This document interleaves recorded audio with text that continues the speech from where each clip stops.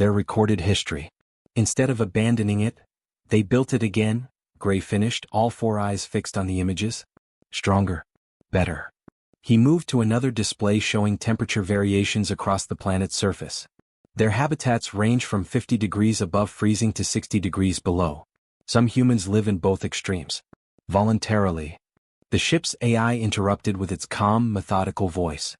Alert, new data analysis complete. Humans exhibit several classification-defying traits. Requesting permission to display findings. Proceed, Gray ordered, his secondary heart racing with anticipation. The chamber filled with new holograms, each more disturbing than the last. Images of humans running for extended periods in extreme heat. Diving into freezing waters. Climbing sheer cliff faces without protective equipment. Fighting creatures many times their size. Their endurance capabilities exceed all known species, the AI reported. They can pursue prey until it dies of exhaustion. They can survive injuries that would be fatal to 89% of known sentient species. They can. Enough. Gray's outburst surprised even himself. He took a moment to compose his thoughts, his scales slowly returning to their normal color. Blue, what's the status of our classification report to the Council? Blue's fingers danced across her console. The Council is skeptical, sir. They're requesting more evidence before considering a reclassification. They say it's impossible for a Class 5 world to jump so many categories. Gray moved to the observation window, watching the blue planet rotate below them. A massive lightning storm illuminated half a continent, and somewhere in that chaos, humans were probably going about their daily lives as if living on a cosmic death trap was perfectly normal.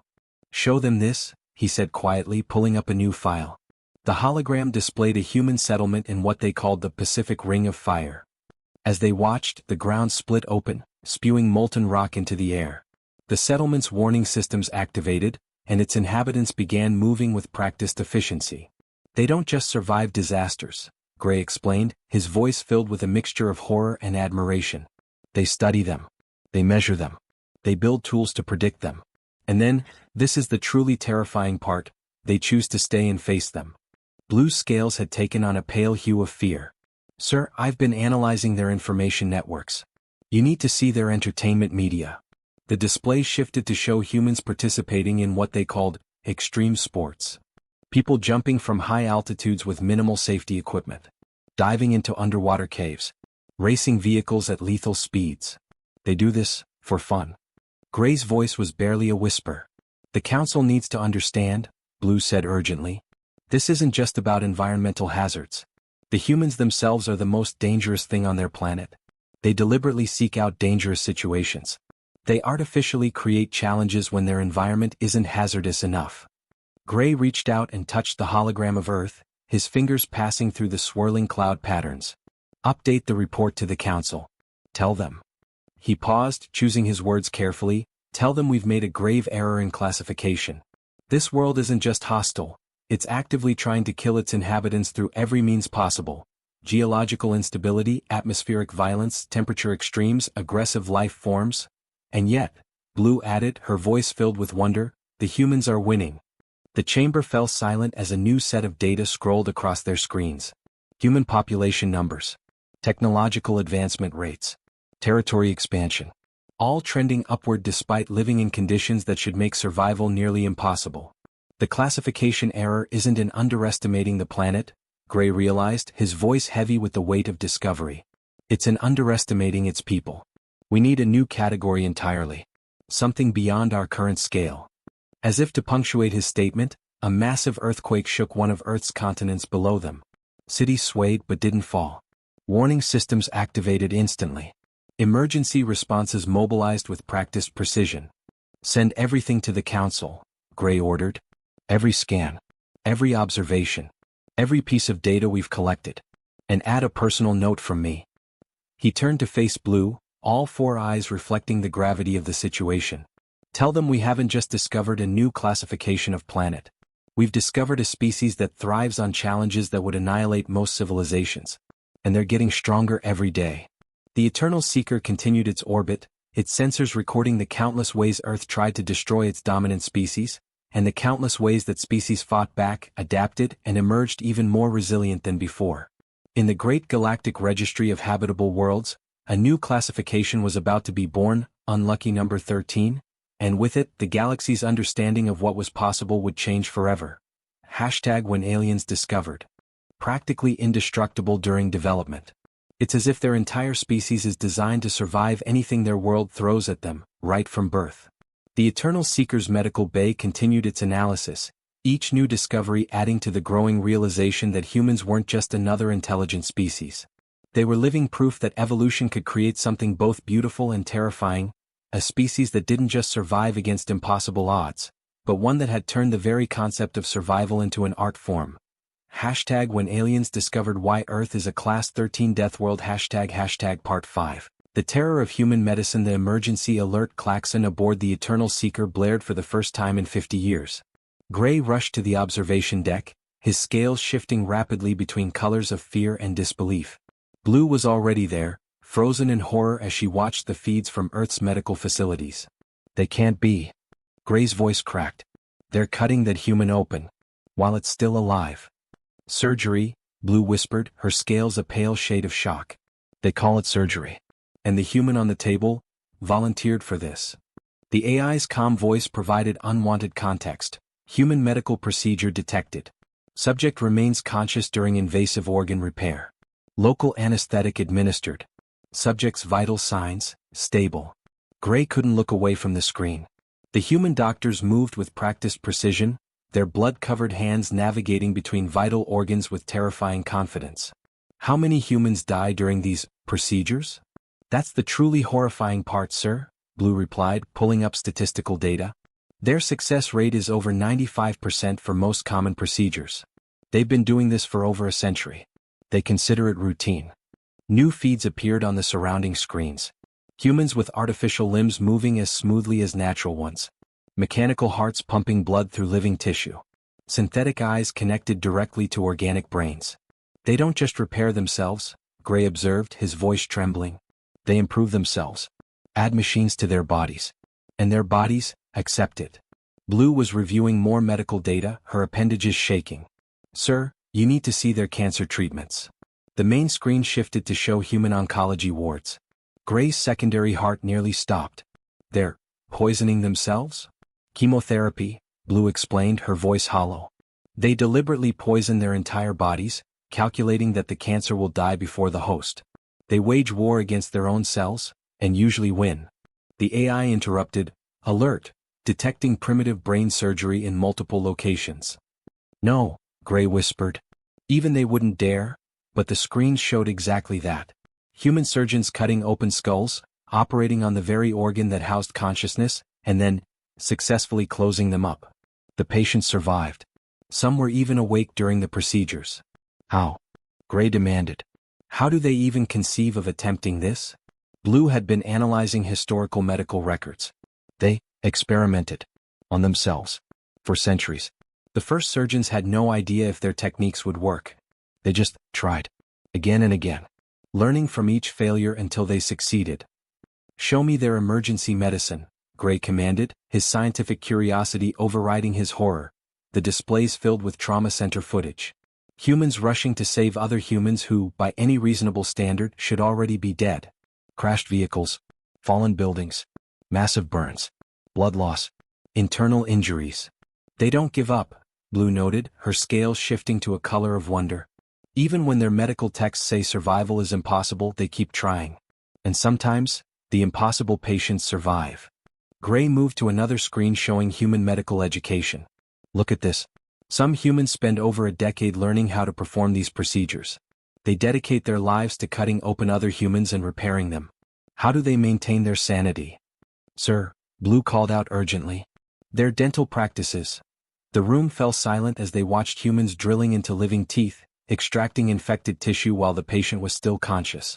It was almost too much to process. They consider this a minor procedure, Blue added weakly. Children receive this treatment routinely. Gray scales had settled into a deep shade of existential dread. Update the classification report. Add a new section on medical practices. Note that the species has developed systematic protocols for surviving procedures that would be considered terminal events in most species. The AI provided more context. Human medical knowledge doubles every 72 standard cycles. They currently perform over 300 million major surgeries per orbital period. Estimated number of humans currently living with artificial implants, 150 million. Blue was examining records of experimental procedures. Sir, they're not stopping. They're developing new ways to repair themselves. Gene therapy, stem cell treatments, bioprinted organs. They're not just adapting to their world's attempts to kill them, they're adapting to their own body's failures. Gray moved to the main viewport, staring down at the blue planet. Somewhere down there, countless humans were being cut open, sewn back together, poisoned, irradiated, and rebuilt, all in the name of survival. We've been looking at this wrong, he said finally. Their medical practices aren't just about healing. They're a declaration of war against death itself. They've taken their planet's deadliness and turned it into a challenge. Where other species accept their limitations, humans just keep pushing back. The screens continued displaying endless feeds of human medical procedures. Each one would be considered a horror story on most worlds. But for humans it was Tuesday. Add one more note to the report, Gray ordered, his voice heavy with realization.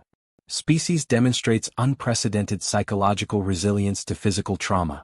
They have systematized the process of surviving lethal injuries. And most terrifying of all, they conditions into entertainment that sought out new ways to challenge death itself, and that smiled in the face of conditions that would terrify any sane species in the galaxy. Hashtag when aliens discovered why Earth is a Class 13 death world. Hashtag Part 4. The physical anomaly. The medical bay of the Eternal Seeker had never been so crowded. Holographic displays covered every surface, each showing different aspects of human physiology. Gray stood in the center of the room, surrounded by floating images of human biological systems, while Blue compiled their latest findings into what had become an increasingly disturbing report. It doesn't make sense, Gray muttered, manipulating a 3D model of the human cardiovascular system. Their hearts should explode under that kind of strain. The physical stress alone. But they don't, Blue interrupted, her scales shimmering with excitement despite her fear. Watch this footage again. The main screen displayed a human activity they called a marathon. Hundreds of humans running for hours under the burning sun. Their bodies were covered in sweat, their faces showed signs of extreme exertion, but they kept moving. Persistence hunting, Gray said quietly. They're not the fastest predators on their planet. They're not the strongest. But they simply don't stop. He zoomed in on a runner's thermal image. Look at their cooling system. Blue's scales paled. They leak water from their skin to regulate temperature. The entire surface of their bodies is one giant heat management system. It's horrifyingly efficient. The AI joined their discussion. Analysis complete. Human endurance capabilities exceed 99.7% of known species.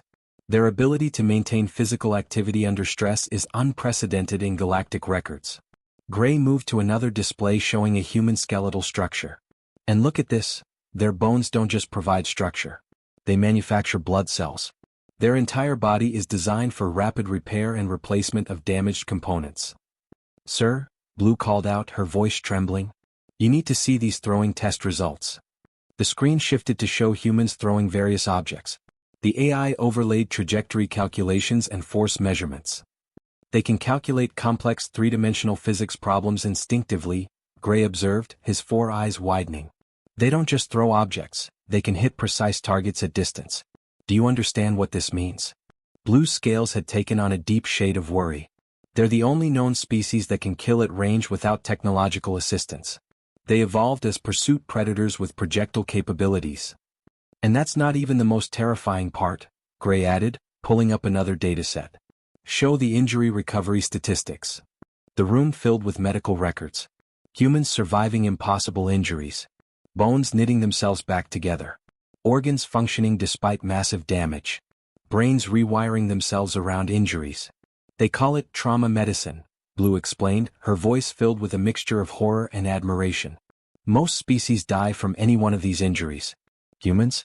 They created an entire field of science dedicated to surviving them. The AI interrupted with new data. Attention. Analyzing human physical adaptation rates. Species demonstrates unusual ability to strengthen in response to stress. Explain, Gray commanded. Humans deliberately damage their muscle fibers to promote growth. They expose themselves to increasing levels of radiation to develop tolerance. They can adapt to altitude changes that would kill most species. Their bodies don't just survive stress, they become stronger because of it. Blue was reviewing planetary gravity data. Sir, their homeworld's gravity, they evolved under constant pressure that would crush most species. Their bones and muscles are naturally reinforced to degrees we previously thought impossible. Gray moved to a new display showing human combat techniques. Look at how they move. Their bipedal structure shouldn't be that stable, but they can change direction instantly. They can strike with incredible precision. Their hand-eye coordination is evolutionary overkill, Blue finished. No species needs that level of fine motor control just to survive. Unless they evolved to be tool users from the very beginning, Gray realized. Their entire physical structure is built around manipulating objects with deadly precision. The medical bay screens shifted to show humans performing surgery. Their hands moved with microscopic accuracy, wielding tools that could kill or heal with the slightest change in pressure. Their fine motor control isn't just for hunting, Blue noted. They can repair living tissue. They can create art smaller than their own cells. They can perform movements so precise our best machines can barely measure them. Gray activated a new simulation. Run a combat capability assessment. I want to know how they compare to standard garrison forces. The AI's response was immediate and troubling, unable to complete assessment. Human physical capabilities exceed standard combat metrics. Their endurance, striking force, and adaptability create too many variables for accurate modeling. The room fell silent as the implications sank in. Blue's scales had taken on a color never before recorded in their species' history, a deep, iridescent shade of existential dread. We need to update the classification report again, Gray said finally. Add a new category, physical adaptability. Note that the species demonstrates ongoing evolution in real time. Their bodies don't just survive their environment, they actively rewrite themselves to dominate it. As if to emphasize his point, a new set of athletic records appeared on the main screen. Humans breaking their own previous limits. Running faster. Lifting more. Surviving longer. Always pushing, always adapting, always becoming more than they were before. There's one more thing, Blue added, her voice barely a whisper. We've been measuring their physical capabilities against adult standards. But they're young, they're children. She pulled up footage of human children climbing, running, falling, and getting back up. They're practically indestructible during development. It's as if their entire species is designed to survive anything their world throws at them, right from birth. The Eternal Seeker's medical bay continued its analysis, each new discovery adding to the growing realization that humans weren't just another intelligent species. They were living proof that evolution could create something both beautiful and terrifying, a species that didn't just survive against impossible odds, but one that had turned the very concept of survival into an art form. When aliens discovered why Earth is a Class 13 Deathworld ## Part 5. The terror of human medicine. The emergency alert klaxon aboard the Eternal Seeker blared for the first time in 50 years.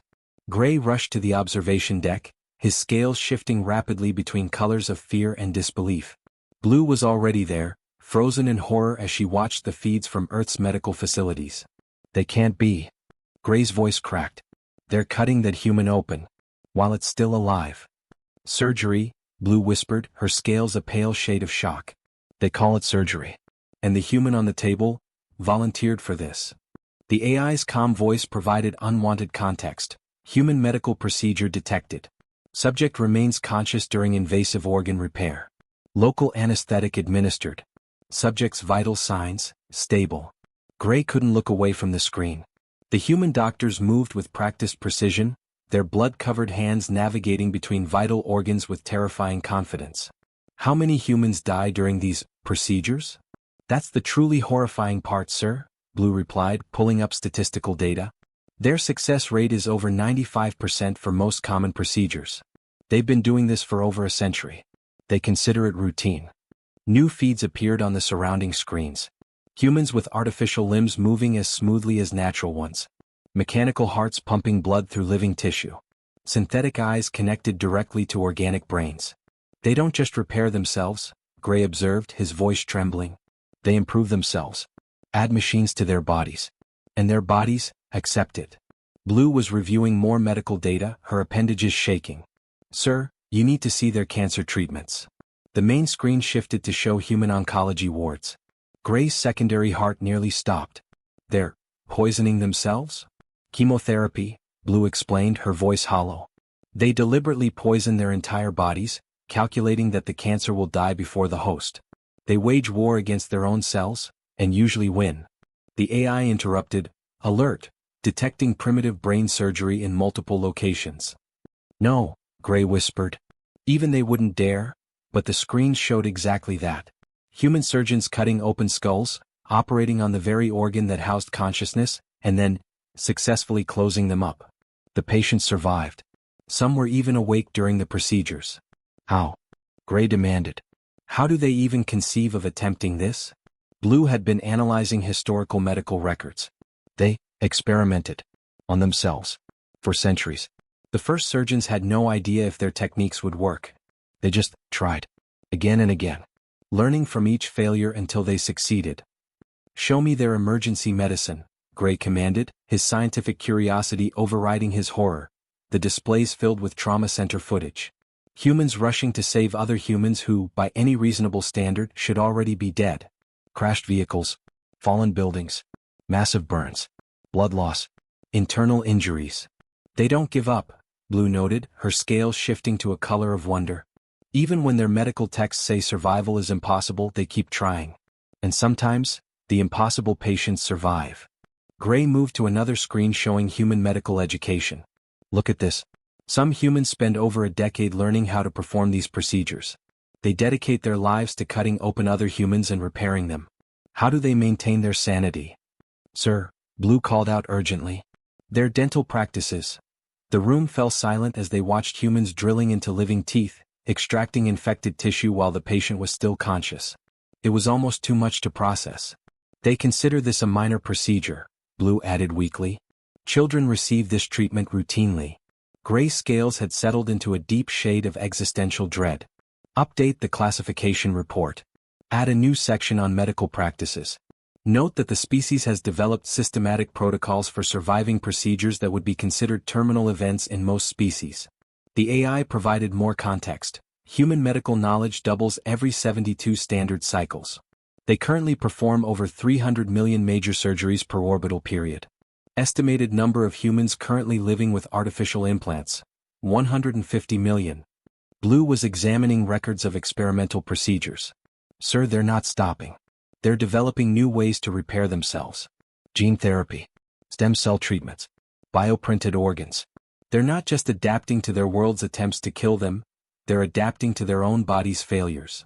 Gray moved to the main viewport, staring down at the blue planet. Somewhere down there, countless humans were being cut open, sewn back together, poisoned, irradiated, and rebuilt, all in the name of survival. We've been looking at this wrong, he said finally. Their medical practices aren't just about healing. They're a declaration of war against death itself. They've taken their planet's deadliness and turned it into a challenge. Where other species accept their limitations, humans just keep pushing back.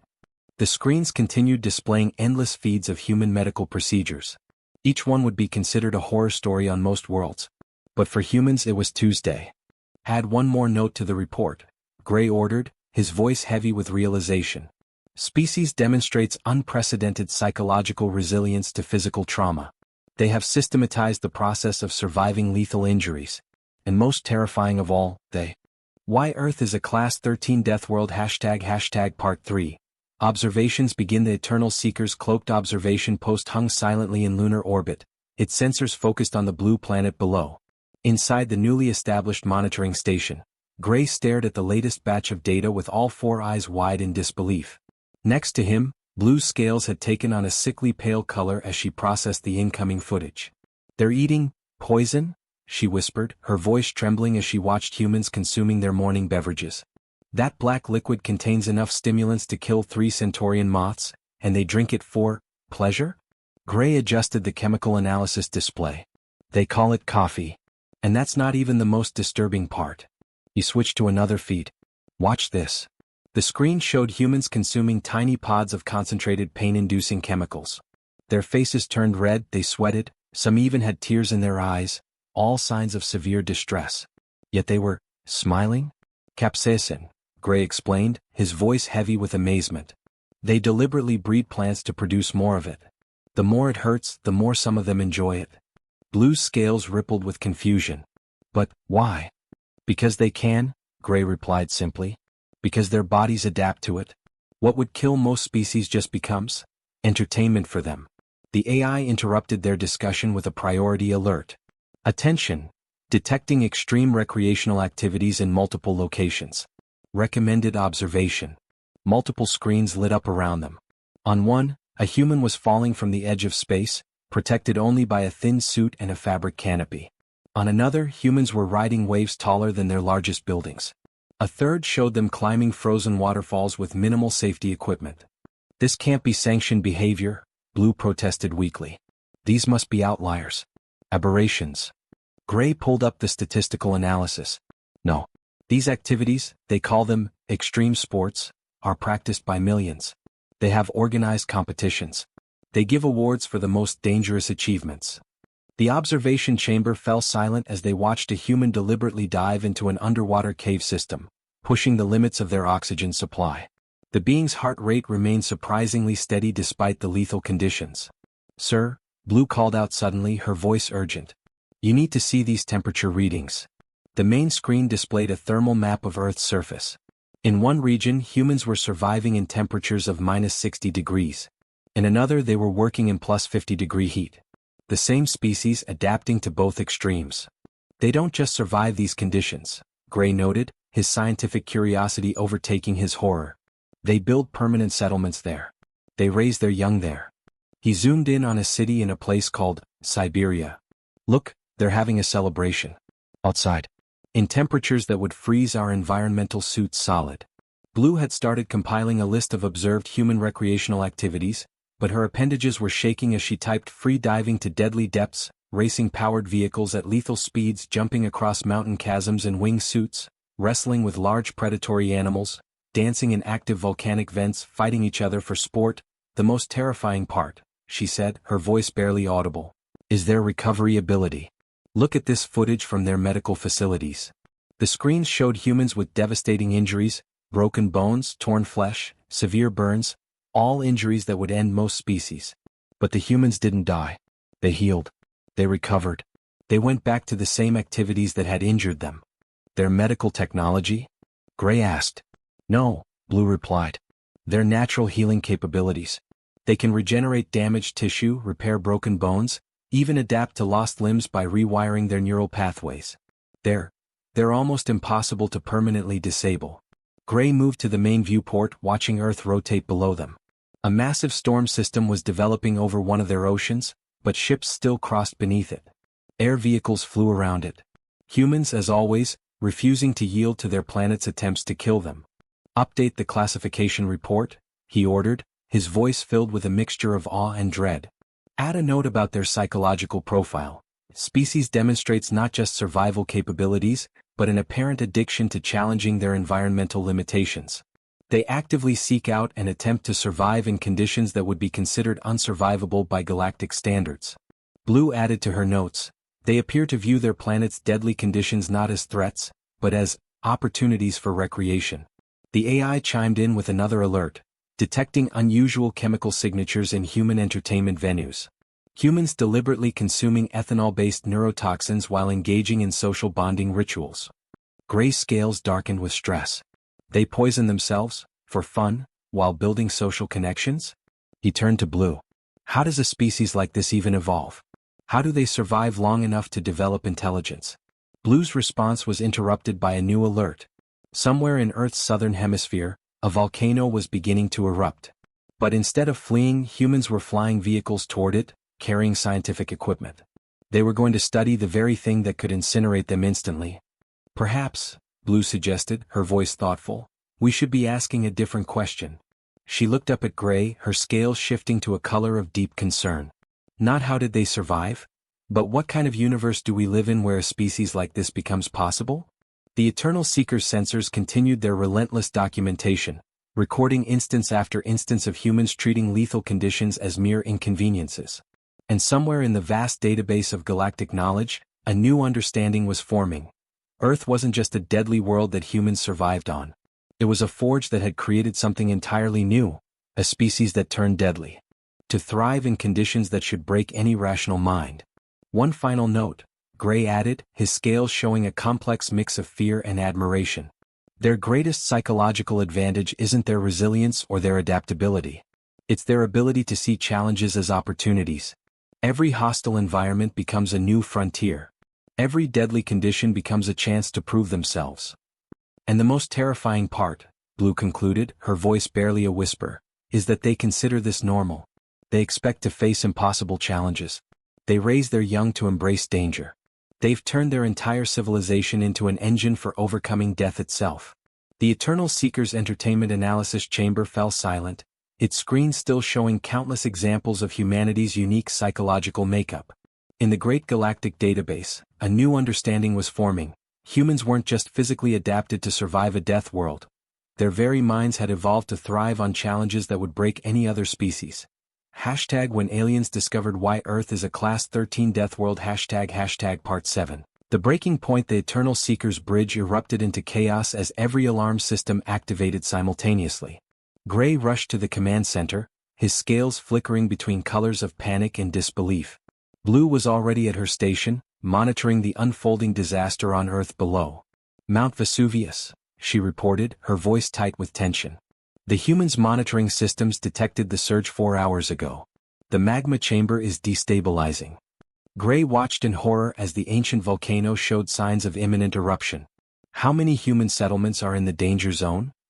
3 million residents in the immediate area, the AI responded. Current human response: evacuation protocols initiated.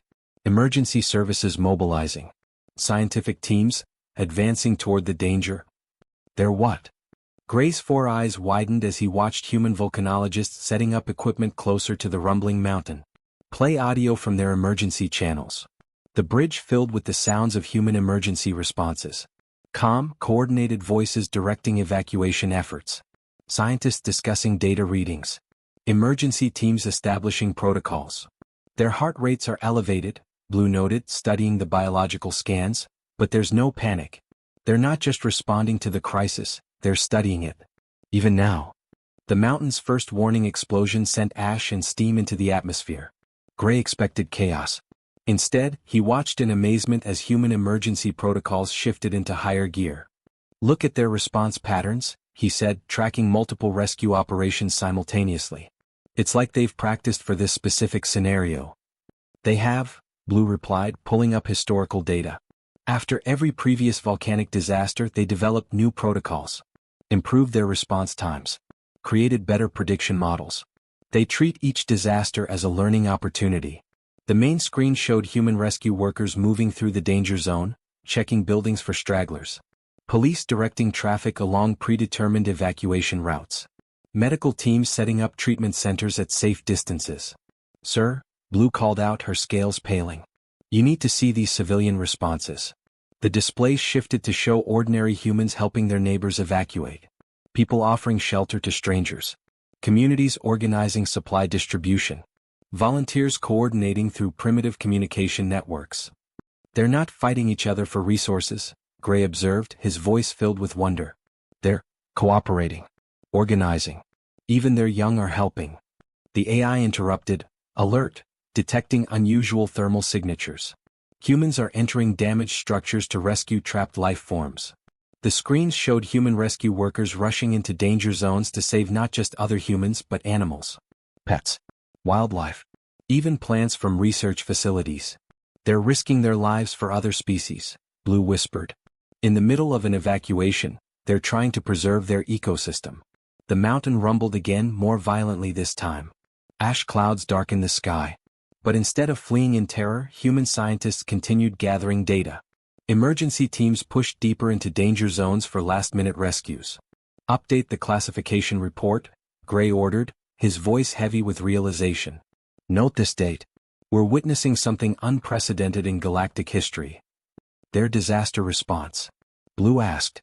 No, Gray replied. We're watching a species treat a catastrophic natural disaster as if it were a routine emergency. Look at their protocols, their coordination, their priorities. This isn't just survival, it's mastery. The screens showed humans setting up ash monitoring stations even as the volcano threatened to erupt. Medical teams were not just treating injuries but preparing for long-term respiratory issues. Agricultural experts were already calculating impact zones and planning soil recovery programs. They're thinking generations ahead, Blue realized. Even in the middle of an evacuation, they're planning how to rebuild, how to recover, how to prevent future losses. The AI added new data, human response efficiency exceeding previous disaster records by 34%, casualty projections declining, data collection rate accelerating. Gray watched as humans continued working in conditions that would send most species into blind panic. Add a special note to the report. When faced with a disaster that should trigger mass hysteria, humans demonstrate coordinated emergency responses, priority protection for vulnerable populations, resource sharing rather than competition, scientific data collection despite immediate danger, long-term recovery planning during active crisis, multi-species preservation efforts. Improvement of response protocols in real time. The mountain's next tremor shook the observation cameras. Through the ash and smoke, human emergency vehicles continued their work. Scientists adjusted their equipment. Medical teams treated the injured while covered in ash themselves. "Sir," Blue called out, her voice filled with a mixture of horror and admiration. "They're telecommunications networks. They're using the disaster to test new emergency protocols. They're learning from this. Right now." In the middle of the catastrophe, Gray moved to the main viewport, watching the ash cloud spread across the region. Final note for the classification report. Species treats lethal disasters as opportunities for advancement. Their response to catastrophic events suggests not just adaptation, but a fundamental drive to master their environment, regardless of conditions. The Eternal Seeker's sensors continued recording as the volcano finally erupted in full force. But by then the human response was in full swing. Emergency shelters were operational. Medical teams were deployed. Scientists were already streaming data to research centers. "We've been wrong about them from the start," Gray said quietly. "We thought their world made them strong by trying to kill them. But that's not it at all. They're strong because they never accepted death as inevitable. Not from diseases. Not from disasters. Not from their planet's attempts to destroy them. They've turned simple survival into an art form." Through the ash and fire below, human emergency lights continued to flash. Rescue workers continued their missions. Scientists continued gathering data. And in the Great Galactic Database, a new understanding was forming. Earth wasn't just a death world that humans survived on. It was a training ground that had created something the galaxy had never seen before, a species that treated nature's deadliest tantrums as just another problem to be solved. Hashtag when aliens discovered why Earth is a Class 13 death world. Hashtag Part 8. The classification update. The Grand Chamber of the Galactic Council had never been so silent. Thousands of representatives from across the galaxy sat in stunned silence as Gray's report concluded. The holographic displays showing Earth's capabilities hung in the air like accusations against their own complacency. High Counselor Ring, their scales a deep shade of concern, spoke first. "Researcher Gray, you realize what you're suggesting? No world has ever warranted a classification beyond Class 12. The implications..." "With respect, High Counselor," Gray interrupted, his scales showing uncommon determination, "our current classification system is inadequate. Earth isn't just another death world. It's something entirely new." Blue stepped forward, bringing up new holographic data. "Consider the evidence. On any other death world, the dominant species adapts to survive its environment. On Earth, the dominant species adapts the environment to suit themselves. And when that fails, they adapt themselves further." The chamber erupted in murmurs as images of human achievements filled the space. Cities in deserts, settlements in Arctic wastes, underground habitats, floating sea colonies. Each one a testament to humanity's refusal to be limited by natural conditions. "They build their dwellings in flood zones," one council member observed, "their tendrils writhing in distress. And when the floods destroy them, they build them again. Stronger." "That's not the concerning part," another counselor added. "Look at their disaster response protocols. They don't just survive catastrophes, they've institutionalized their response to them. They expect to face extinction-level events and treat them as administrative challenges." The AI's calm voice provided context. Statistical analysis complete. Human survival rates in Class 12 conditions exceed previous theoretical maximums by 732%. Their adaptation rate is accelerating. High Counselor Ring raised all four appendages for silence. "Show us their military capabilities." The chamber darkened as new images appeared. Human combat exercises. Weapons testing. strategic simulations. But more importantly, their medical facilities, emergency responses, and civil defense protocols. You misunderstand, Gray said quietly. Their military isn't what makes them dangerous. It's their fundamental approach to existence. Every human is a potential soldier. Every civilian is a potential emergency responder. Every child is raised to face conditions that would break most species. Blue brought up footage from Human Entertainment. They create simulations of disasters that haven't happened yet. They imagine new ways their world might try to kill them, then develop solutions for these hypothetical threats. They don't just prepare for danger, they actively seek out new challenges. The Chamber's automated environmental systems struggled to compensate for the collective stress emissions from the assembled counselors. Their medical practices alone warrant a higher classification, one member noted, their color shifting to deep distress. They routinely survive procedures that we considered universally fatal. And their psychological resilience, another added. They maintain social cohesion in conditions that should cause immediate societal collapse. High Counselor Ring studied the data with all four eyes. You're proposing we create an entirely new classification. Class 13. A category specifically for Earth and its humans. Yes, Gray confirmed. The classification criteria would include a planet actively trying to kill its inhabitants through multiple simultaneous means, a dominant species that not only survives but thrives under such conditions, demonstrated ability to adapt to any environment, no matter how hostile, technological development driven by environmental challenges, psychological resilience exceeding all known parameters, social structures that strengthen under stress, medicine that routinely achieves the impossible, the capacity to transform hostile environments, and most importantly, the drive to expand beyond their death world rather than simply survive on it. The Chamber's displays showed humanity's space programs. Their probes reaching out into their solar system. Their plans for colonization of equally deadly worlds.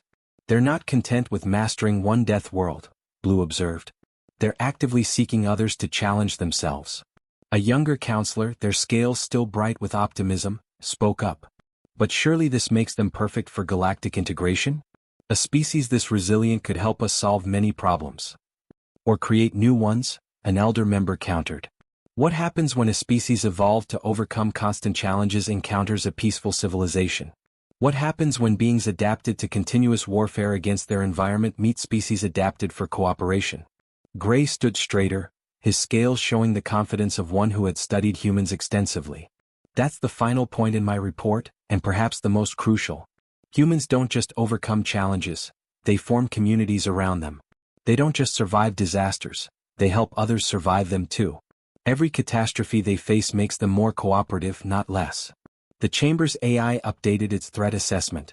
Warning, human adaptability makes standard containment protocols ineffective. Traditional methods of species management would be counterproductive. Attempted containment would likely accelerate their development. High Counselor Ring scales had shifted to a color never before seen in council records, a deep, iridescent shade that spoke of both fear and fascination. The classification will be updated, they announced finally. Earth is now officially a Class 13 death world, the first of its kind. And humanity? They paused, choosing their words carefully. Humanity becomes our first encounter with a species that doesn't just survive the unsurvivable, they turn it into a sport. The Grand Chamber remained silent as the implications sank in. Somewhere out there, on a planet that should be uninhabitable, billions of humans were going about their daily lives, treating lethal conditions as mere inconveniences, and dreaming of even greater challenges to overcome. And in the Great Galactic Database, a new category was created. Class 13. A world so deadly it created something unprecedented. A species that had turned the art of survival into a civilization-wide passion project. Hashtag when aliens discovered why Earth is a Class 13 death world. Hashtag Part 9. The decision. The private chamber of the High Council was thick with tension. The 12 most powerful beings in the galaxy sat around a table made of living crystal, their colors shifting with their turbulent emotions as they reviewed the final data about Earth. Gray and Blue stood before them, their scales showing the exhaustion of countless hours preparing their presentation. Let us be clear, first speaker Star began, their crystalline form pulsing with concerned light. You're not just suggesting we contact them. You're suggesting we treat them as equals from the start. Yes, Gray replied firmly. Any other approach would be catastrophically misguided. The holographic display in the center of the table showed a compilation of human achievements. Cities rising from disaster zones. Medical miracles performed daily. Space missions pushing the boundaries of their technology. And through it all, humans smiling, laughing, treating the impossible as merely interesting. They're not ready, second speaker Void argued, their dark form rippling with concern. Their technology is primitive. Their society is fragmented. They still fight among themselves. Blue stepped forward, her scales showing surprising confidence. With respect, that's exactly why they're ready. Look at their conflicts. Even at war, they show restraint. They create rules for battle. They treat their enemies wounded. They rebuild what they destroy. The display shifted to show human emergency responses. Former enemies working together after natural disasters. International aid crossing old battle lines. Scientific cooperation transcending political boundaries. More importantly, Gray added, they understand something we've forgotten. Something vital. And what's that? Third speaker Light asked, their energy form flickering with curiosity. That strength comes from overcoming challenges, not avoiding them. Gray manipulated the display to show human training programs. Every other species in the galaxy evolved to fit their environment. Humans evolved to master theirs. The difference is crucial. The display showed humans teaching their young. Not just facts and figures but how to think. How to adapt. How to face the unknown with determination rather than fear. Look at their education systems, Blue pointed out. They don't just pass on knowledge. They teach their children to question everything, including their own teachings. They deliberately introduce challenges to make their young stronger. Fourth speaker Deep, their aqueous form churning with thought, spoke up. The containment protocols would fail catastrophically, Gray interrupted.